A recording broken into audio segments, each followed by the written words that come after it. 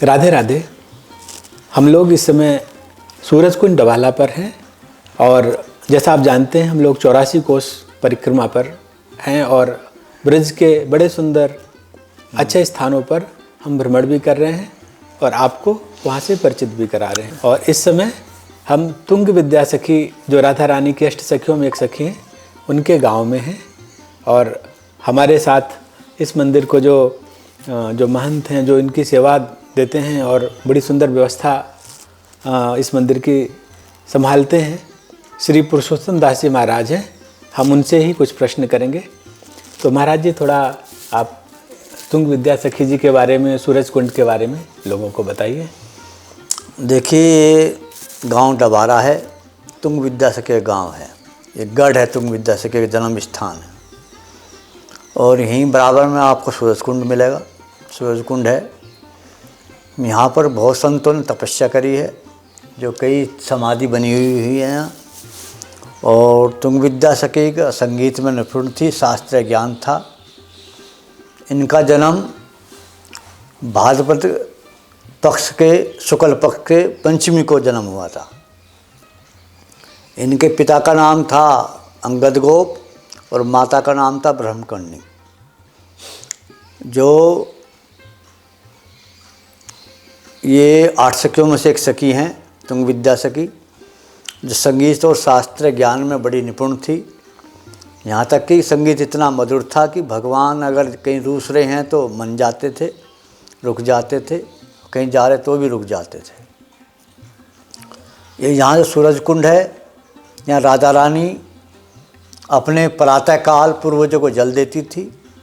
जल से सब सूर्य देव, सब देवता प्रकट उनकी स्तुति करते थे और उनकी पूजन किया करते थे। राधा रानी सभी अपने पूर्वजों का पूजन करती थी, इसलिए सूरजकुंड है। यहाँ बड़ा पवित्र स्थान है। यहाँ 10 मिनट में मिट्टी पवित्र हो जाती है। 10 मिनट के बाद कितनी भी अपवित्र मिट्टी हो, 10 मिनट में पवित्र मान ली जाती है। यहाँ की जो गांव है बड़ा साधारण है, बड़ा सीधा है और स्वभाव में बड़ा अच्छा भी है। एक घर में चाहे 10 संत चले जाओ, किसी को मना नहीं, खाली हाथ नहीं लौटाएंगे, सबको दक्षिणा देकर लौटाएंगे। जो इस गांव की परंपरा है, सुबह 4:30 बजे गांव की प्रभात फेरी निकलती है। उसके बाद सभी अपने घर से उठ कर आते हैं और उसको हाथ जोड़ते हैं प्रभात फेरी को। चाहे किसी भी अवस्था में हो, उठ कर आएगा और हाथ जोड़ के जब फिर चाहे दोबारा लेटना होगा तो लेटेगा, नहीं तो साथ भी चलते हैं। उसके बाद आरती होती है। उसके बाद 8 बजे फिर 8 बजे तक कीर्तन होता है। फिर शाम को 5 बजे गांव की जो सखी गोपी सभी आती हैं, वे अपना संगीत प्रस्तुत करती हैं, नाचती हैं, गाती हैं, भजन गाती हैं। उसके बाद फिर शाम को आरती होती है। फिर रात को 10 बजे तक कीर्तन होता है। चाहे आंधी तूफान बारिश कुछ भी आए, ये नियम टूटता नहीं है। फेरी निकलेगी तो निकलेगी, चाहे कुछ भी हो, छाता लेकर जाएं चाहे कैसे भी जाएं। ऐसा नहीं है कि आज बारिश हो गई है या आज किसी गांव में डेथ हो गई है, ऐसा नहीं है। नियम है, नियम, जाएंगे तो जाएंगे। तो यहाँ जिस समय आप यहाँ बैठे हो, ये बहुत प्राचीन स्थान है। इसके बाहर एक छतरी बनी हुई है और शायद आपको दिखाएंगे महाराज जी। वो मुग़लों के ज़माने की बनी हुई है, यानी 700 साल पुरानी कम से कम। पहले ये भगवान जो राधा रानी वे जो ठाकुर जी विराजमान थे उसी में थे, वही मंदिर था। अब ये आपके जहाँ हम बैठे हैं ये है। तो यहाँ की जो ये तुंग विद्या सखी हैं, सितार वादन वाली हैं और साथ में हैं इंदुलेखा जी भी हैं जो आजनौक की हैं। क्योंकि जहाँ राधा कृष्ण होते हैं या युगल किशोर जी होते हैं, वहाँ 2 सखियाँ विराजमान होती हैं। 2, 4, 6, 8 इस तरह से विराजमान कर सकते हैं हम। तो इनका जोड़ी भी निर्धारित है। जैसे ललिता विशाखा एक साथ रहती हैं, चित्रा चंपकलता एक साथ रहती हैं, रंग देवी सुदेवी एक साथ रहती हैं, तुंग विद्या इंदुलेखा एक साथ रहती हैं। अगर हम चित्रा जी को यहाँ लाएंगे तो हम चंपकलता जी भी साथ में आएंगी। ऐसा नहीं कि खाली चित्रा जी को यहाँ स्थापना कर लेंगे। तो 2, 4, 6, 8 इस तरह से हम 8 सखियों की भी स्थापना कर सकते हैं। तो यहाँ पे कई संत जो हैं बड़ी तपस्या कर चुके हैं, जबकि 2-3 समाधि तो यहाँ भी बनी हुई हैं। और लखनदास बाबा, माधवदास बाबा और श्याम सुंदर दास बाबा, जिन्होंने अपना पूरा जीवन यहाँ तपस्या व्यतीत किया है और सिद्ध पुरुष होकर गए हैं। ये स्थान लगभग 18 साल विलुप्त भी रहा है कि कोई नहीं टिक पाया महात्मा, क्योंकि यहाँ पे जो लालची आएगा या भजन नहीं करेगा वो कुछ ही दिन टिक पाता है, उसके बाद चले जाता है। तो यहाँ की ज़मीन इसलिए भी है, और जो मनोकामना से अपना श्रद्धा भाव से जो मांगते हैं वो मिल भी जाता है। और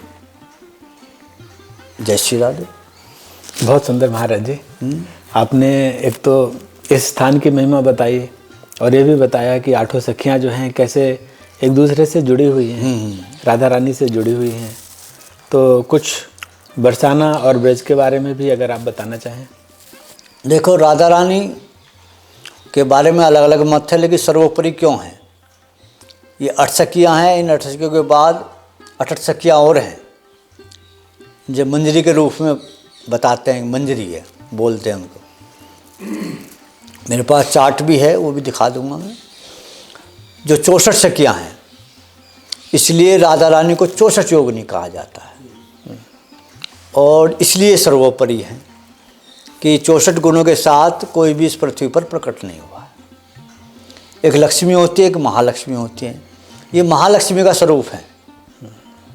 लक्ष्मी सबके पास होती है, लेकिन महालक्ष्मी जिसके पास होती है उसके सब ऐश्वर्य आराम सब उसके पास होते हैं। क्योंकि जितनी सखियाँ थी, अलग अलग कला कह लो, योग कह लो, चाहे विशेषताएँ कह लो, सब में अलग अलग विशेषताएँ, अलग अलग कलाएँ थी। इसलिए 64 योगिनी राधा रानी को कहा जाता है। अब बहुत सौ का मत ये है कि ऐसा भी नहीं है, जो नए जो शास्त्री हैं वे ऐसा कहते हैं कि राधा ही कृष्ण है, कृष्ण ही राधा है। एक ही तत्व है कि राधा रानी में 32 गुण थे और भगवान कृष्ण जी में भी 32 गुण थे। इसलिए भगवान कृष्ण जी जो हैं राधा रानी को समर्पित थे, इसलिए उनमें 64 गुण हो गए। तो एक ये भी मत है। तो इसलिए राधा रानी का यह विशेषता है, ये बरसाना धाम की विशेषता है कि यहाँ भी एक कृपा होती है, एक करुणामयी होती है। अलग अलग अर्थ होता है। कृपा का मतलब ये होता है कि जितना किया उतना हमें मिला। करुणा वो होता है हमने थोड़ा किया और हमें बहुत ज़्यादा मिली। तो हमारी राधा रानी कृपा में भी हैं, करुणा में भी हैं। तो कृपा और करुणा में डिफरेंस होता है, अगर नहीं पता हो तो। करुणा ये होती है कि हमने थोड़ी मेहनत, थोड़ा मांगा, बहुत ज़्यादा मिल गया। और मैं तो कहता हूँ कि राधा रानी पे जो भी आता है उसे ये कहना चाहिए कि हे राधा रानी, आपने हम पे कृपा कर दी कि हम आपके दर्शन पा रहे हैं, नहीं हम इस लायक कहाँ हैं, अब हम पे करुणा भी कर दीजिए। और जब करुणा कर देंगे तो आपको ब्रज का वास मिल जाएगा, आपको ब्रज में रहने की अनुमति मिल जाएगी। दूसरी बात, राधा रानी पे लाखों लोग, करोड़ों लोग आते हैं, लेकिन सखियों का दर्शन जब आता है जब 4-5 साल गुजर जाते हैं, कई बार चले जाते हैं, तो ये समझो कि आप पे जो है अब करुणा होनी शुरू हो गई है। कृपा तो आप पे पहले हो चुकी है। जय श्री राधे। बहुत सुंदर, ये आपने बहुत उत्तम बात की। बहुत, क्योंकि देखिए हम सच्चाई भी है कि 3-4 साल पहले हमने 84 कोस को शुरू किया था इसी तरीके से, और केवल एक सखी, चित्रा सखी को ही हम का दर्शन किया था। और आपने जैसे बोला 3-4 साल बाद जब कोई आता है राधा रानी के पास तो फिर धीरे धीरे करुणा भी होती है। तो ये करुणा ही है कि हमें यहाँ पर तुंग विद्या सखी के यहाँ लेकर के आए। यहाँ की जो मिट्टी है वो इतनी पवित्र है कि आदमी यहाँ परिक्रमा जो बनाई गई हैं या दर्शन जो बनाए गए हैं, जितनी परिक्रमा करेगा, जितनी दर्शन करेंगे, उतने ही शांति मिलती है। और जब शांति मिलती है तो भक्ति अपने आप बढ़ती है। शांति में ही भक्ति होती है। अशांत आदि व्यक्ति रहेगा तो नहीं भक्ति बढ़ेगी। तो ऐसे ही शांति में ही भक्ति मिलती है। तो जितना आप परिक्रमा करोगे, धूल हमसे लगेगी, उतने हम जो हैं ज्ञान बढ़ता चले जाएगा। और जब ज्ञान बढ़ेगा तो हमें पता लग जाएगा क्या ठीक है, क्या गलत है, क्या होना है, क्या हमें कैसे रहना है। तो अपने आप शांति मिल जाएगी। छोटी मोटी बातों को इग्नोर करना शुरू कर दोगे, उसके बाद अपने आप भक्ति बढ़ जाएगी। और जब भक्ति बढ़ जाएगी तो राधा रानी के शरणों में अपने आप जगह मिल जाएगी। तो यही यहाँ की विशेषता है। जैसे वृंदावन धाम है महाराज जी, गोकुल धाम है, ब्रज 84 कोस बहुत फैला हुआ है, लेकिन फिर भी बरसाना की और यहाँ की एक अलग ही आभा है, एक अलग ही स्वरूप है। तो पूरे ब्रज में आप कैसे देखते हैं इस चीज़ को? नहीं, मैं कहता हूँ कि देखो सुनो, ये बरसाना धाम राधा रानी का अपना स्थान है और वृंदावन भी स्थान ही है जी। तो यहाँ का तो अलग ही मिट्टी है, अलग ही प्रभाव है। और यहाँ पे जो भी मन से भक्ति करता है, भाव करता है, भजन करता है, उसको ज़रूर यहाँ से जो है मुक्ति प्राप्त होती है। गोधाम तो उसको कहते ही है, लेकिन वास्तव में आगे भी उसको गोधाम ही प्राप्त होता है, क्योंकि यहाँ की मिट्टी ऐसी है उनके, क्योंकि वे उनके यहाँ पर घूमे हैं, खेले हैं, चले हैं, इस वजह से यहाँ की पवित्रता और अधिक हो गई है। और एक चीज़ और है, जब ब्रज में आवे परिक्रमा करे तो क्या भाव होना चाहिए साधक का? अच्छा, जय हो, ये बड़ा अच्छा सवाल। देखो, साधक का स्वभाव सिर्फ कि हम राधा रानी के दर्शन पा रहे हैं, ऐसे नहीं कि हम घूम रहे हैं, दर्शन पा रहे हैं और राधा रानी का ही हम जाप कर रहे हैं।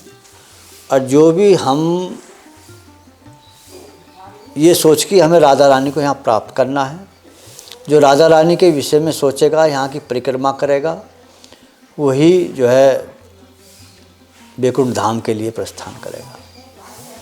और राधा की महिमा तो अपरंपार है, उसकी विशेषता तो हम भी नहीं बता सकते क्या है। जय हो, हम तो तुच्छ वैसी महात्मा हैं जो आपकी शरण में कहते हैं कि वल्लभाचार्य जी कहते हैं कि वृक्षे वृक्षे वेणुधारी, पत्रे पत्रे चतुर्भुजा। हाँ, कि ब्रज के हर पेड़ पौधे सब जीव जंतु, जी, पेड़ पौधे जीव जंतु सभी उनका अंश हैं और सभी में विराजमान हैं।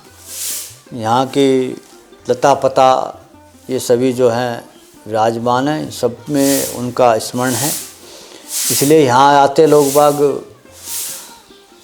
पेड़ों से मिलते हैं, गले भी मिलते हैं, उनको छूते हैं, चरण छूते हैं, क्योंकि कहीं न कहीं उन्हीं के वंश के या उन्हीं के भक्त लोग यहाँ पर प्रकट हैं। कई यहाँ विशेषता भी ऐसी हैं जो कि रात को कोई पेड़ काटने गया, ऐसी भी कथा है कि पेड़ काटने के लिए को गया और उसको रात को सपना आ गया कि नहीं मैं वो हूँ, आप मुझे मत काटिए, उसने काटने से मना कर दिया। हाँ, लक्कड़हारे से जो लक्कड़ काटने के लिए ठेका दे दिया तो वो गया ही नहीं फिर वो। तो ऐसे वक्त पीपल बड़ ये वृक्ष ये तो सब विशेष, नीम के पेड़ ये तो बड़ी विशेषता है। तो यहाँ पे हर मिट्टी इसलिए तो है, मिट्टी 10 मिनट जितनी या उड़ कर लगती है उतना ज्ञानी बढ़ता है। और मैं इनसे के आपसे पूछ रहा हूँ, आप 4-5 साल से यहाँ हैं, देख रहे होंगे आपके सामने कई संत ऐसे हैं जो कोई नहीं जानता था और आज वे ज्ञानी हो गए, आज उनको समझ रहे हैं, ज्ञान जान रहे हैं, इतने ज्ञानी हो गए हैं यहाँ की भक्ति कर कर के, परिक्रमा कर कर के। बस ये है कि मन को शुद्ध रखो, बुद्धि शुद्ध रखो, तो आपको सब कुछ पता लगेगा, नहीं तो नहीं, कुछ नहीं पता लगेगा, फिर तो आम जीवन सब। यहाँ के लोगों में आपने देखा है ब्रज के में घमंड नहीं है। आप जो है अगर कोई लखपति है या करोड़पति है, गरीब है, सब एक समान है। आप यहाँ लखपति करोड़ 10 रुपये दोगे तुरंत पकड़ लेगा, जेब में रख लेगा, कुछ प्रसाद दोगे तुरंत रख लेगा, मन ही नहीं करेगा, ये नहीं कहेगा कि मैं पैसे वाला हूँ कि मेरे पास है, क्या लेना है। वो राधा रानी की कृपा है, उन्हीं करुणा बरसी हुई है। आप एक घर में 10 भिक्षु चले जाओ, 20 भिक्षु चले जाओ, ये नहीं कहेंगे इतने कहाँ से आ गए, इतना कहाँ से आएगा।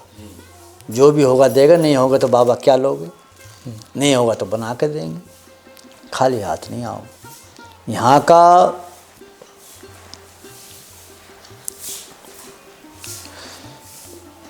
एक एक टुकड़े के लिए लोग बाग तरसते हैं, बाहर से आते हैं कि हमें एक टुकड़ा मिल जाए यहाँ। भिक्षा लेने के लिए शाम को मधुकरी बोलते हैं जिसको, शाम को मधुकरी का बड़ा सम्मान किया जाता है। मधुकरी पाने के लिए बड़े बेताब होते हैं लोग। तो यहाँ के क्योंकि कारण क्या है, ये नहीं समझते कि ये घर का है गांव का, ये राधा रानी का प्रसाद है जिसको पाकर स्वीकार करते हैं। उसमें शुद्धता भी नहीं देखते, बस राधा रानी का प्रसाद हमने पा लिया और हम जो है राधा रानी के हो गए। जय जय। देखिए बिहारी दास जी कहते हैं कि मैं ब्रजवासिन को पालो पिल्ला। इतनी बड़ी बात कहते हैं इतने बड़े संत होकर के कि अपने आप को ब्रजवासियों की श्रेष्ठता का ही बखान है ये, जैसा आपने कहा। तो निश्चित रूप से आज भी कितने संत गहवर वन में और कहाँ कहाँ रह रहे हैं और आज भी मधुकरी कर ही रहे हैं। कभी करीर हाँ जी करते हैं बिल्कुल।